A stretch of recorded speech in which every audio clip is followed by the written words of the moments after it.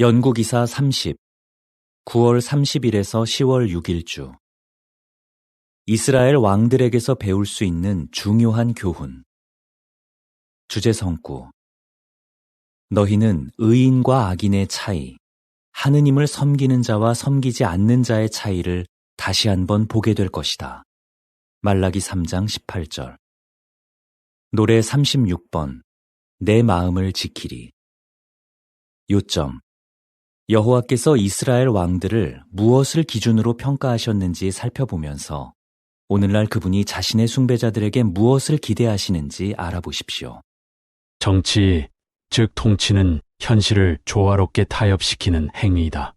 어떤 왕 또는 대통령이 아무리 훌륭한 철학과 미래의 비전을 가지고 있다 하더라도 그것이 현실과 맞지 않으면 그의 정치, 철학이나 비전을 실행할 수 없다.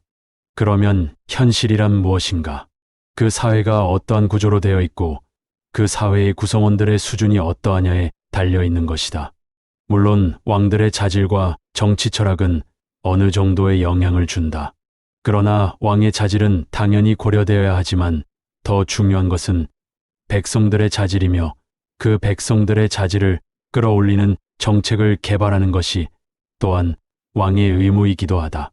성서에서 지적하는 왕들의 자질은 그들이 얼마나 하느님의 뜻을 수행하는가에 달려 있는 것으로 언급되어 있는데 그 실질적인 면은 다음과 같다. 1. 청렴성과 정직성. 정치인은 개인적 이익보다는 공공의 이익을 우선시해야 한다. 청렴성과 정직성은 정치인이 부패하지 않고 투명하게 일할 수 있도록 하는 기본적인 자질이다. 2. 리더십. 정치인은 강력한 리더십을 발휘해야 한다. 이는 비전 제시, 정책 방향 설정, 위기 관리, 팀 이끌기 등 다양한 측면에서 필요하다. 3. 소통 능력. 효과적인 의사소통은 정치인의 핵심 자질 중 하나이다.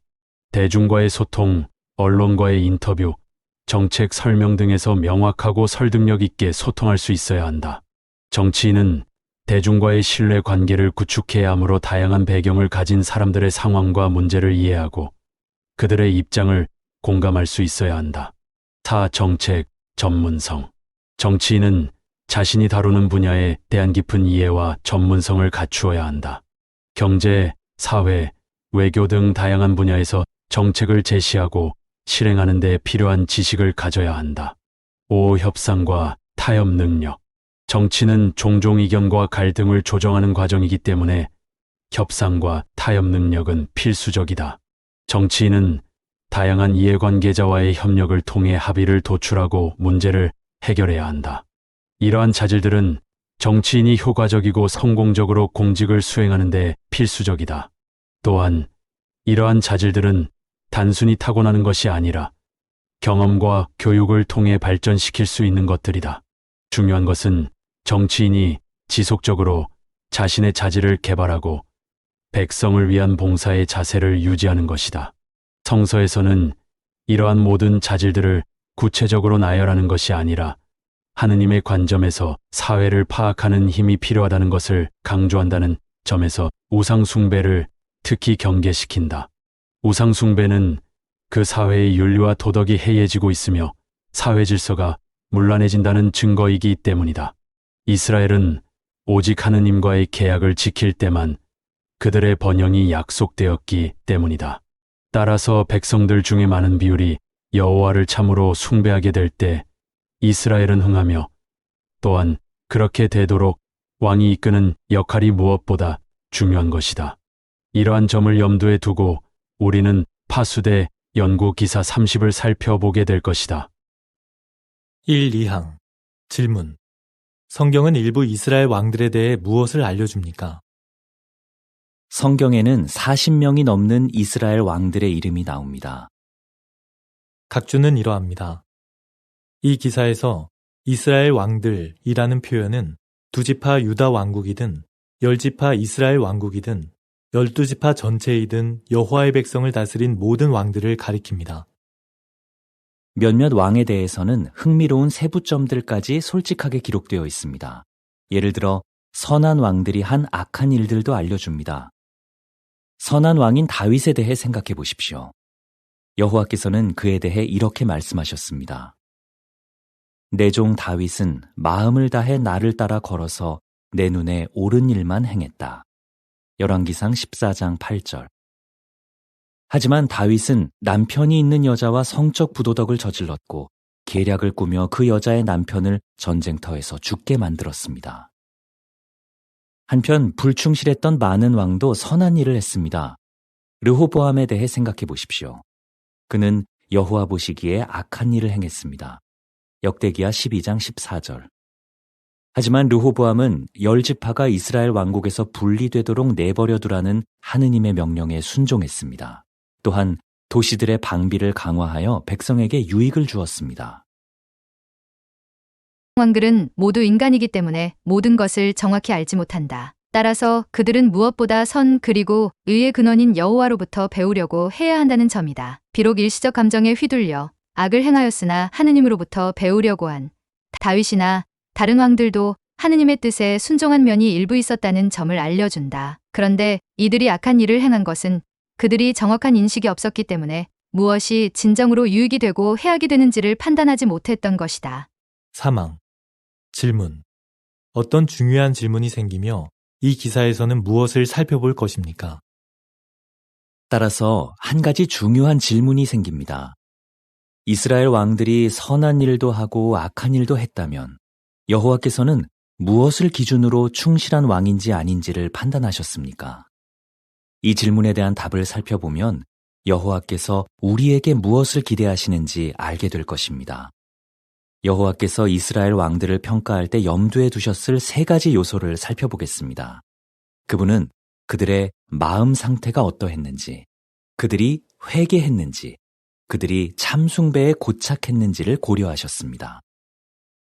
구약 연대기에서 왕의 충실성에 대해 언급한 것은 단순히 왕의 자질을 판단하기 위해서가 아니라 당시 백성들의 상태를 설명하기 위함이다. 즉, 선한 왕이 등극해서 정치를 했다는 것은 곧 백성이 그만큼 상황이 좋아졌다는 것을 의미하고 왕이 악행을 하거나 우상숭배를 했다는 것은 백성들이 여호와로부터 멀어졌다는 것을 의미한다. 따라서 솔로몬 왕이 처음에 선정을 베풀다가 나중에 많은 이방인 여자들과 세욕에 빠지고 우상 숭배를 했다는 것은 백성이 솔로몬 통치 초기에는 다윗 왕의 연장선상에서 태평성대를 누렸으나 그의 말년에는 사회가 어지러워졌다는 것을 말하는 것이다.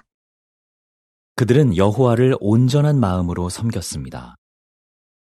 사항. 질문. 충실한 왕들과 불충실한 왕들 사이의 한 가지 차이점은 무엇이었습니까? 여호와를 기쁘시게 한 왕들은 그분을 온전한 마음으로 섬겼습니다. 각주는 이러합니다. 표현 설명.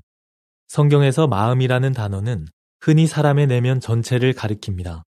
여기에는 욕망, 생각, 성향, 태도, 동기, 목표가 포함됩니다. 선한 왕 여호사밧은 마음을 다해 여호와를 찾았습니다. 역대기야 22장 9절. 또한 요시야에 대해 성경에서는 이렇게 알려줍니다. 요시야와 같이 마음을 다하여 여호와께 돌아온 왕은 그전에 없었다. 열왕기야 23장 25절. 한편 말년에 악한 일을 했던 솔로몬의 경우는 어떻습니까? 그의 마음은 온전하지 않았습니다. 열왕기상 11장 4절. 또한 불충실한 왕이었던 아비암에 대해 성경은 이렇게 알려줍니다. 그의 마음은 여호와에 대해 온전하지 않았다. 열왕기상 15장 3절. 온전한 통치가 왜 하느님에 대한 충실성과 불충실성에 달려있는가를 이해해야 한다. 선하다, 악하다는 것은 유익한지 해악인지 또는 정확한 이해인지 불확실한 이해인지로 구분되는 것과 같다. 정확한 지식은 그 근원이 하느님이시므로 결국 하느님을 알고 정확한 지식을 가지게 될 때 그분에게 감사하는 마음과 사랑이 반드시 생기게 되는 것이다. 그래서 하느님께 불충실하다는 것은 곧 그가 정확한 알매에 의한 통치가 아니라 차기의 충동적 감정에 끌리는 통치를 하게 되는 것이고 백성들에게 해악을 미치게 되는 것이기 때문이다. 5항 질문. 여호와를 온전한 마음으로 섬긴다는 것은 무슨 뜻입니까? 그러면 여호와를 온전한 마음으로 섬긴다는 것은 무슨 뜻입니까? 온전한 마음을 가진 사람은 단지 의무감 때문에 형식적으로 하느님을 섬기지 않습니다. 그는 사랑과 정성을 다해 하느님을 섬깁니다.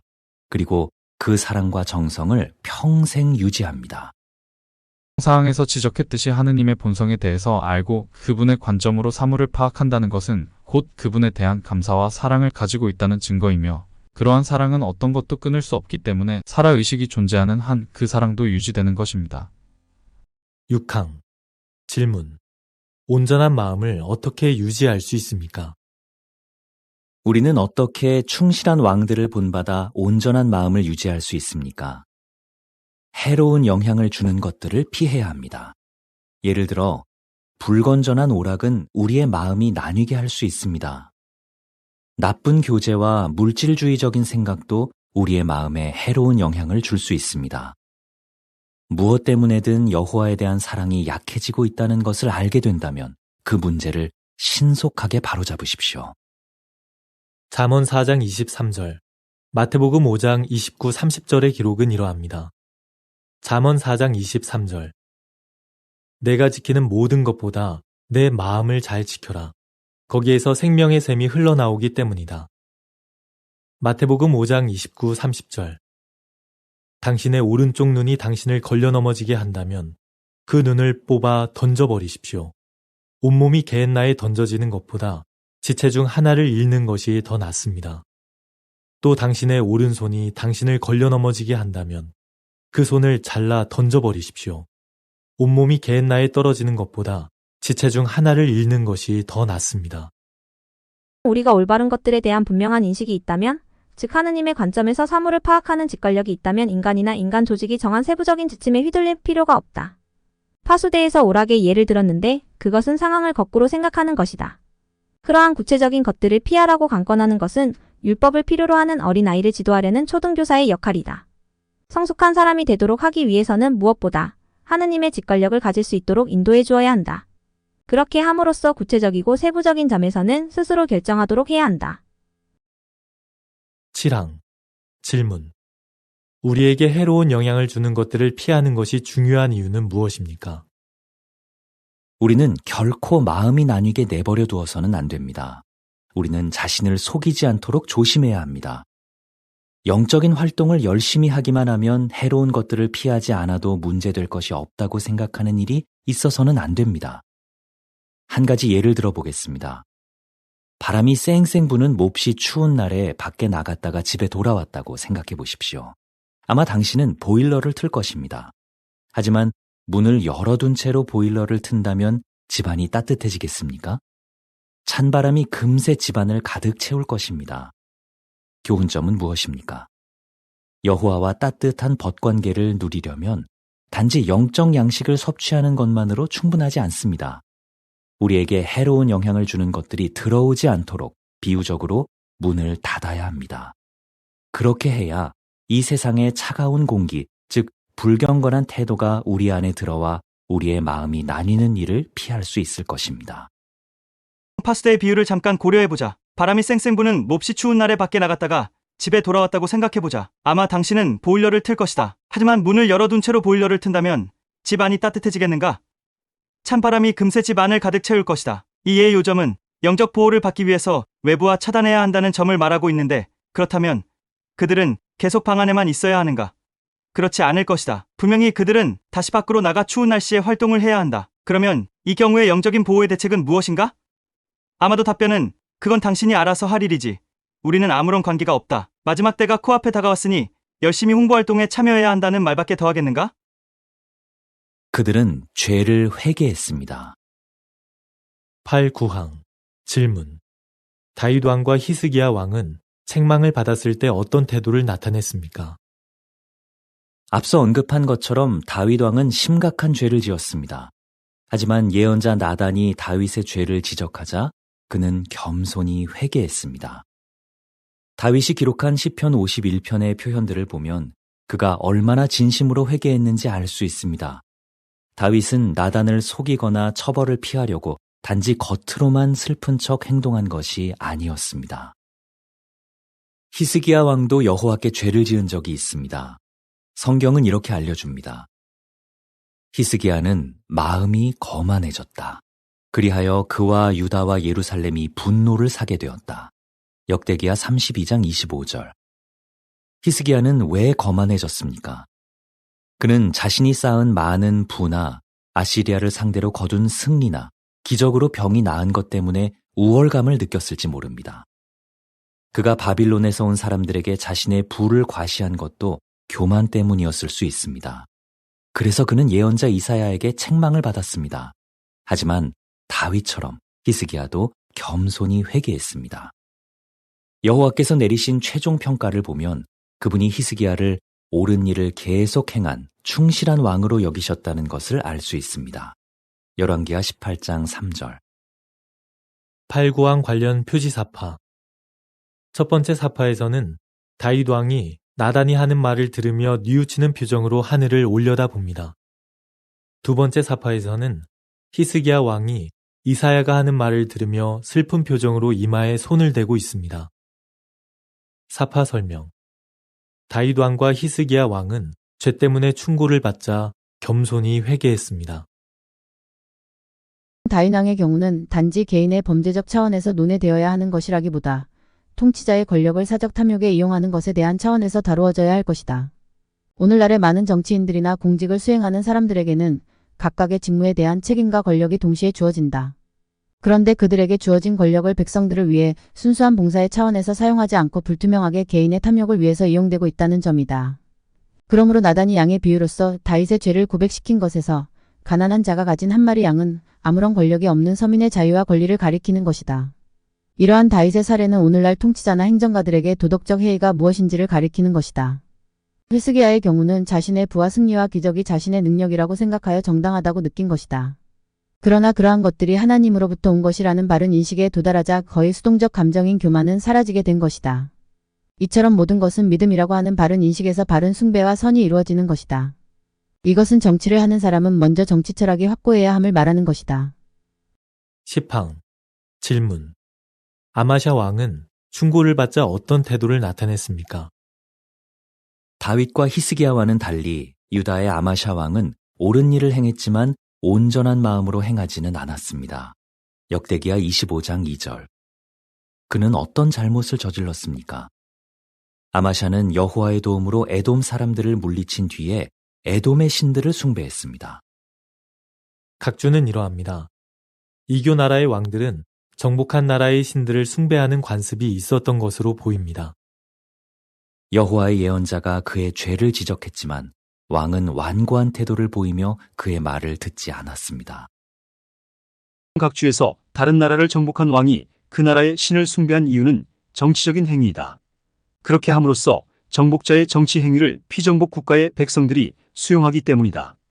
그것이 현실적 정치인 것이다. 그리고 어떤 한 가지 분야라도 정확한 인식에 도달한 사람은 하느님의 직관력을 가지게 될 수 있다.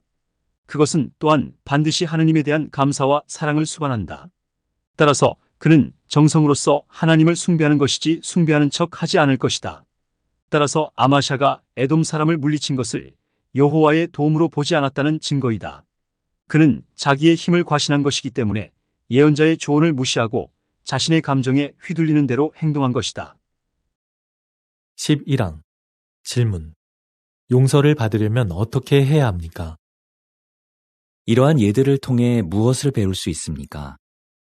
죄를 회개하고 같은 잘못을 다시 저지르지 않기 위해 최선을 다해야 한다는 것입니다.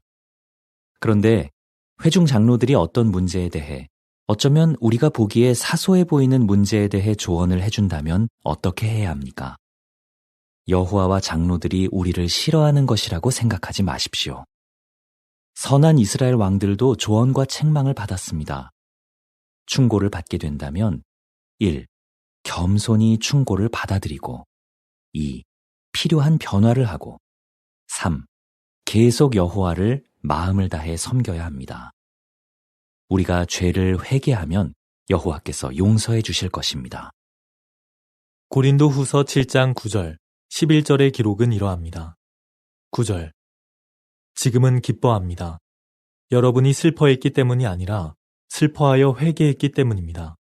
여러분은 하느님의 뜻에 맞게 슬퍼했으므로 우리 때문에 해를 입은 것이 아무것도 없습니다. 11절. 하느님의 뜻에 맞게 슬퍼하는 것으로 인해 여러분이 얼마나 큰 열의를 갖게 되었는지 보십시오. 여러분은 자신을 깨끗하게 하려는 마음을 갖게 되었고, 의분을 품게 되었고, 두려움을 갖게 되었고, 열망을 갖게 되었고, 열심을 내게 되었고, 그릇된 것을 바로잡게 되었습니다. 여러분은 이 일과 관련해 모든 면에서 깨끗하다는 것을 증명했습니다. 11항의 사파. 첫 번째 사파에서는 젊은 장로가 한 형제에게 이야기하고 있습니다. 형제는 술병과 술이 약간 남아있는 술잔을 바라보고 있습니다. 두 번째 사파에서는 형제가 성경과 행복한 삶을 영원히 누리십시오 책 43과를 살펴보고 있습니다. 세 번째 사파에서는 형제가 앞서 나온 젊은 장로와 함께 호별 봉사를 하고 있습니다. 사파 설명. 한 젊은 장로가 다른 형제의 음주 습관에 대해 염려를 표현합니다. 그 형제는 조언을 겸손히 받아들이고 필요한 변화를 하고 계속 여호와를 충실히 섬깁니다. 사파에 딸린 문구. 충고를 받게 된다면 1. 겸손히 충고를 받아들이고 2. 필요한 변화를 하고 3. 계속 여호와를 마음을 다해 섬겨야 합니다. 파수대에서 제안하는 세 가지 절차는 조직 성원으로서 화합하기 위한 절차이지 원인을 치유하는 근본적인 해결책이 아니다. 그가 회개하지 않은 것은 그가 잘못을 저지른 부분에 대해 정확한 지식에 이르지 못했기 때문에 죄라고 생각하지 않았거나 심각하지 않은 사소한 것이라고 생각하기 때문이다. 그래서 먼저 정확한 인식이 필요한 것이며 그것에 대한 워치타워의 정책이나 가르침이 옳은 것인지에 대한 성찰이 있어야 하는 것이다. 그 가르침이 잘못된 것이라면 오히려 워치타워가 회개해야 하는 것이 맞을 것이다. 그 점에서 워치타워는 그들 역사와 성원들에게 어떤 잘못된 가르침을 제시해 왔는지 깊이 성찰해야 한다. 그들은 참 숭배에 고착했습니다. 12항. 질문. 충실한 왕들은 불충실한 왕들과 어떤 면에서 특히 달랐습니까? 여호와께서 충실하다고 여기신 왕들은 참 숭배에 고착했습니다. 그리고 백성들도 참 숭배에 고착하도록 권했습니다. 물론 이미 살펴본 것처럼 그 왕들도 잘못을 저질렀습니다. 하지만 그들은 여호와께 전적인 정성을 바쳤으며 우상 숭배를 없애기 위해 힘써 싸웠습니다. 각주는 이러합니다. 아사왕은 심각한 잘못들을 저질렀습니다. 하지만 성경에서는 그가 선한 왕이었다고 알려줍니다. 처음에 그는 충고를 받아들이지 않았지만 나중에 회개했을 가능성이 있습니다. 여호와께서는 그에게 나쁜 점보다 좋은 점이 더 많다고 여기셨습니다. 유의할 만하게도 아사는 오직 여호와만 섬겼으며 자신의 왕국에서 우상 숭배를 없애려고 노력했습니다. 모든 유익하지 못한 것들, 즉 계약들은 하나님에 대한 잘못된 인식에서 오는 것이다. 따라서 우상 숭배는 그러한 그릇된 인식의 출발이다. 우상을 숭배한다는 것은 목전의 이익처럼 보이는 것에 집착하기 때문이다. 따라서 여호와께 충실한 왕은 무엇보다 우상을 제거하고 산당을 허는 일에 앞장섰던 것이다. 13항. 질문. 여호와께서 아합을 불충실한 왕이라고 평가하신 이유는 무엇입니까? 여호와께서 불충실하다고 평가하신 왕들은 어떠했습니까? 물론 그들이 악한 일만 한 것은 아니었습니다. 예를 들어 악한 왕 아합은 나봇이 자신 때문에 살해되었다는 사실에 대해 어느 정도 죄책감을 느끼고 자신을 낮추었습니다. 또한 도시들을 세웠고 전쟁에서 이스라엘을 승리로 이끌었습니다. 하지만 아합은 아내의 영향을 받아 이스라엘에서 거짓 숭배를 널리 퍼뜨리는 매우 악한 일을 저질렀습니다. 그리고 그런 일을 한 것을 회개하지 않았습니다. 나봇의 포도원을 탐내던 아합 왕은 그의 제안을 이런지하로 거절을 당하자 몹시 분하여 병석에 들 정도가 되어 있었다. 이를 본 그의 아내 이세벨이 무고한 나봇을 괘씸히 여겨 죄를 만들어 그를 처형시켰다. 일이 이렇게 되자 아합은 최소한의 죄책감을 느끼지 않을 수 없었다. 그가 도시들을 건설하고 전쟁을 승리로 이끈 것은 어떤 사람도 완전히 악하다거나 완전히 선하지 않다는 것을 보여준다. 또한 아내의 말을 따라 우상숭배를 퍼뜨린 것은 아내와 본성이 같다는 것을 보여주고 있다. 도둑도 손발이 맞아야 한다는 속담을 생각나게 하는 것이다. 14항 기억 질문. 여호와께서 르호보암을 불충실한 왕이라고 평가하신 이유는 무엇입니까? 니은 질문. 대부분의 불충실한 왕들은 공통적으로 어떤 잘못을 저질렀습니까? 또 다른 불충실한 왕이었던 르호보암에 대해 생각해 보겠습니다. 앞서 살펴본 것처럼 그는 통치 기간 중에 좋은 일도 많이 했습니다. 하지만 왕권이 굳건해지자 여호와의 율법을 버리고 거짓 신들을 섬기기 시작했습니다. 그 후로 그는 참숭배와 거짓 숭배 사이를 왔다 갔다 했습니다. 물론 참숭배에서 벗어난 왕들이 르호보암과 아합뿐이었던 것은 아닙니다. 사실 대다수의 불충실한 왕들이 어떤 식으로든 거짓 숭배를 조장했습니다. 분명 여호와께서는 어떤 왕이 선한지 악한지를 판단하실 때 그가 참숭배에 고착했는지를 중요하게 보셨습니다. 서두에서 말한 것처럼 정치란 현실을 조화시키기 위해서 타협을 시도하는 행위이다. 따라서 백성들의 일반적인 상황이 더 중요한 것이지 이상적인 것을 향해 독주하려고 고집해서는 현실 정치인이 될 수 없다. 르호보암 자신은 혹 여호와 숭배를 원했을지 모르지만 그가 참숭배와 거짓 숭배 사이에서 왔다 갔다 한 것은 그 당시 처해진 이스라엘 백성들의 상태를 타협시키기 위한 행동으로 볼 수 있다. 15항 질문. 참숭배에 고착하는 것을 여호와께서 중요하게 보시는 이유는 무엇입니까? 여호와께서 왕들이 참숭배에 고착하는지를 그토록 중요하게 보신 이유는 무엇입니까? 한 가지 이유는 왕들에게 하느님의 백성을 참숭배로 이끌 책임이 있었기 때문입니다.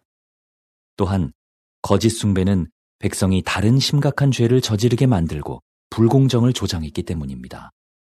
그뿐 아니라 이스라엘의 왕과 백성은 모두 여호와께 헌신한 사람들이었습니다. 따라서 성경에서는 그들이 거짓 숭배에 빠졌던 것을 간음을 저지른 것에 비합니다. 간음을 저지르는 사람은 배우자의 가슴에 큰 상처를 주는 심각한 죄를 짓는 것입니다.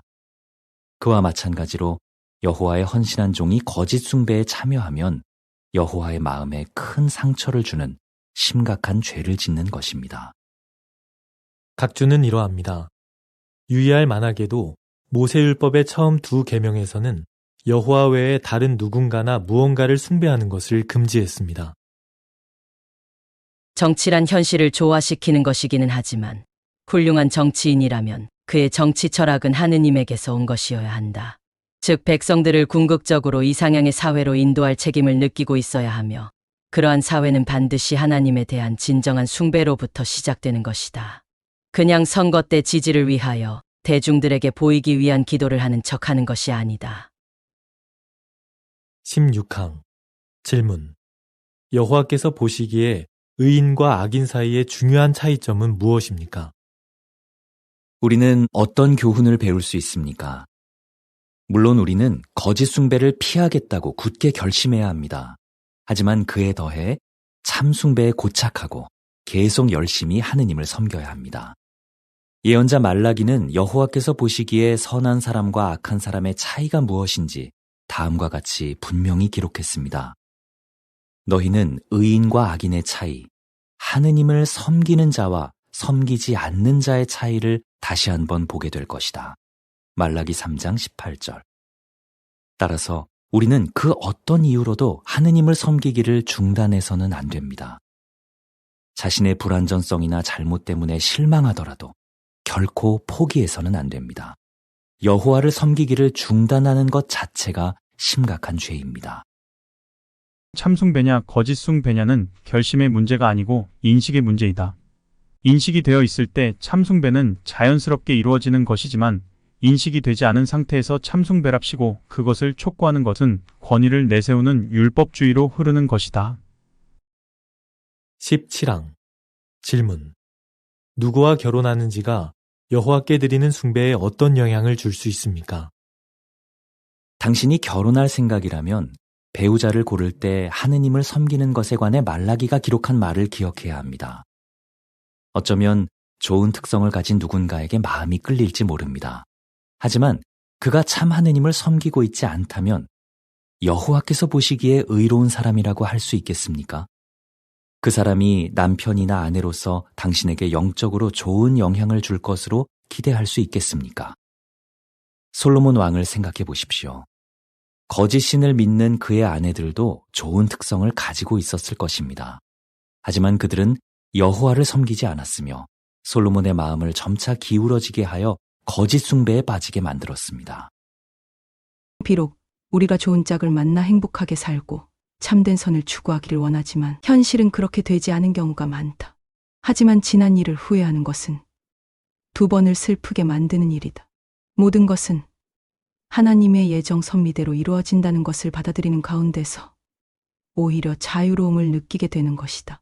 주어진 현실을 무리하게 바꾸려 하지 말고 하나님의 섭리에 순응하며 사는 것이 행복하게 살아가는 길일 것이다. 18항 질문. 부모는 자녀에게 무엇을 가르쳐야 합니까? 부모라면 이스라엘 왕들에 관한 성경의 기록을 사용해서 자녀가 여호와를 열심히 섬기려는 마음을 갖도록 도와줄 수 있습니다. 여호와께서 어떤 왕이 선하거나 악하다고 판단하실 때 그 왕이 참 숭배를 장려했는지를 중요하게 보셨다는 점을 자녀에게 알려주십시오. 성경을 공부하고 집회에 참석하고 야외 봉사에 참여하는 것과 같은 영적인 일들이 다른 모든 일보다 더 중요하다는 점을 말과 본을 통해 가르쳐 주십시오. 그렇게 하지 않으면 자녀는 부모가 여호와의 증인이라서 자신도 그냥 부모를 따라 믿고 있는 것이라고 생각하게 될 수 있습니다. 그렇게 되면 참 숭배를 뒷전으로 미루거나 아예 떠나게 될 수도 있습니다. 먼저 부모는 자녀에게 초등 선생이 가르치듯이 율법을 가르쳐야 한다. 그런 방식이 아이들의 습관을 훌륭하게 길들이는 방법이기 때문이다. 점차로 성장하면서 지적으로 정신적으로 성장함에 따라 스스로 유익과 해악을 구별하여 결정하도록 하느님에 대한 정확한 지식을 알아가도록 돕는 것이다. 성장하였는데도 불구하고 율법을 주입하듯 구체적이고 세부적인 것을 간섭하는 것은 좋은 교육 방법이 아니다. 오직 그가 어떤 분야에서든 뛰어난 자기 개발을 위해 노력할 때 하느님의 관점으로 사물을 관찰하는 통찰력이 생길 것이고 그럼에 따라서 감사하는 마음과 하나님을 사랑하는 정신이 발생할 것이다. 그리하여 그는 무엇이 유익하고 무엇이 해악인지 스스로 결정하게 될 것이다. 19항 질문. 여호와를 섬기기를 중단한 사람에게도 어떤 희망이 있습니까? 여호와를 섬기기를 중단한 사람에게는 더 이상 희망이 없는 것입니까? 그렇지 않습니다. 그런 사람도 회개하고 여호와께 돌아올 수 있습니다. 그렇게 하려면 자존심을 내려놓고 회중 장로들의 도움을 받아야 할지 모릅니다. 하지만 다시 여호와의 친구가 될 수만 있다면 그 어떤 노력이라도 기울일 만한 가치가 있습니다. 그리스도인은 예수의 친구가 되려고 해야 한다. 그는 인간이었기 때문에 우리와 쉽게 친해질 수 있다. 예수를 두고 따로 여호와의 친구가 되려고 하는 것은 우물 곁에서 숭늉을 찾는 격이다. 다음은 보충 내용입니다. 당신도 여호와께 돌아올 수 있습니다.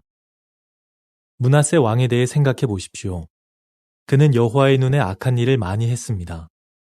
무고한 피를 아주 많이 흘렸고 온갖 종류의 영매수를 행했고 자기 아들들을 거짓 신들에게 희생제물로 바치기까지 했습니다.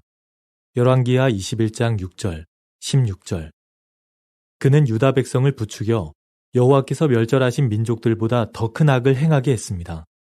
열왕기하 21장 9절. 하지만 바빌론의 포로로 잡혀간 므낫세는 회개했습니다. 사실 그가 오랜 기간에 걸쳐 심각한 죄를 저질렀기 때문에 단 한 번 용서를 구하는 것으로는 충분하지 않았습니다. 그는 몹시 괴로워하며 자기를 크게 낮추고 계속 기도했습니다. 그 결과 무슨 일이 있었습니까? 여호와께서는 므낫세의 기도를 듣고 그의 간청에 마음이 움직이셨습니다. 그분은 그가 예루살렘으로 돌아가 왕권을 되찾게 해주셨습니다. 역대기하 33장 12, 13절. 여호와께서는 오늘날에도 참숭배를 떠났었지만 마음 깊이 진정으로 회개하는 사람들을 다시 받아주실 것입니까? 그렇습니다. 이사야 55장 7절에서는 이렇게 알려줍니다. 악한 자는 그 길을 버리고 악인은 그 생각을 버려라. 여호와께 돌아오너라. 그분이 자비를 베푸실 것이다. 우리 하느님께 돌아오너라. 그분이 너그러이 용서하실 것이다. 따라서 주저하지 말고 여호와께 돌아오기 위해 필요한 단계를 밟으십시오. 므낫세 왕이 회개하였다고 해서 그가 워치타워 법인의 휘하에 들어간 것은 아니다. 그는 회개를 하였다는 것을 선정을 통하여 증명하면 되는 것이었다. 아마도 그는 그랬을 것이기 때문에 하나님께서 그를 다시 왕으로 인정한 것으로 묘사되어 있다. 회개란 것은 참을 인식하는 깨달음이지 어떤 조직으로 돌아가는 것이 아니다. 그것은 회개가 아니라 끽소리하지 않고 다시 그 조직의 정책에 순응하며 살겠다는 다짐일 뿐이다. 20항 질문. 충실한 왕들을 본받을 때 여호와께서는 우리를 어떻게 여겨주실 것입니까? 우리는 이스라엘 왕들에게서 어떤 교훈들을 배웠습니까? 우리도 충실한 왕들을 본받아 여호와께 정성을 다하는 온전한 마음을 유지해야겠습니다. 잘못을 저지르더라도 그 일에서 교훈을 얻고 회개하고 필요한 변화를 하십시오. 또한 오직 한 분의 참 하느님이신 여호와를 숭배하는 일에 고착하는 것이 매우 중요합니다. 여호와께 계속 충실함을 나타낸다면 그분은 당신을 그분의 눈에 옳은 일을 하는 사람으로 여겨주실 것입니다. 므낫세 왕이 회개하였다고 해서 그가 워치타워 법인이 휘하에 들어간 것은 아니다. 그는 회개를 하였다는 것을 선정을 통하여 증명하면 되는 것이었다. 아마도 그는 그랬을 것이기 때문에 하나님께서 그를 다시 왕으로 인정한 것으로 묘사되어 있다. 회개란 것은 참을 인식하는 깨달음이지 어떤 조직으로 돌아가는 것이 아니다. 그것은 회개가 아니라 끽소리하지 않고 다시 그 조직이 정책에 순응하며 살겠다는 다짐일 뿐이다. 전체 복습 질문입니다. 1. 어떻게 여호와에 대한 온전한 마음을 유지할 수 있습니까? 우리는 자연과 자연물에 대한 정확하고 충분한 인식을 통하여 하느님의 본성에 이를 수 있다. 그것은 직관력이라고 하는 신적 인식이며 학문이나 스포츠를 능숙하게 훈련시킴으로써도 배양될 수 있다. 어떤 분야이든지 뛰어나게 능숙하게 되면 그것은 신의 속성을 통하여 이루어지는 것이기 때문에 하느님에 대한 감사와 사랑이 반드시 이어지게 되는 것이다. 다만 그가 어리실 때부터 바른 생활과 습관을 익히는 것이 율법식 훈련에 의해 필요하다. 회개했다는 것을 어떻게 나타낼 수 있습니까? 어떤 교회나 조직으로 돌아가는 것은 대부분의 경우 그곳에 친하게 지냈던 사람들과의 우정이 그리워서일 것이며 그곳의 가르침이 진리이기 때문은 아니다. 왜냐하면 진리라는 것은 어떤 개인이나 조직의 전유물이 아니라 하느님 자신이기 때문이다. 3. 어떻게 참숭배에 고착할 수 있습니까? 참숭배와 거짓 숭배의 차이는 인식의 문제이지 종교의 문제가 아니다. 어떤 집단이 더 진실하고 열심히 있다고 해서 참숭배를 실천하는 것은 결코 아니다. 오히려 그것은 어떤 추측된 교리에 꼽힌 컬트의 특징일 수 있다. 하느님은 인간과 같은 개체로 존재하는지, 하느님은 왜 영원한 존재인지, 그분은 왜 완전하다고 일컬어지는지, 예수가 하늘에서 살다가 처녀 뱃속에 잉태된 것이 문자적 사실인지를 알아보라. 성서가 신의 목소리인지 아니면 조상들이 하나님에 대해 믿는 바를 기록한 것인지를 이성으로 판별하여 보라. 그러면 하느님의 본성이 무엇인지를 이해하는 데 도움이 될 것이다.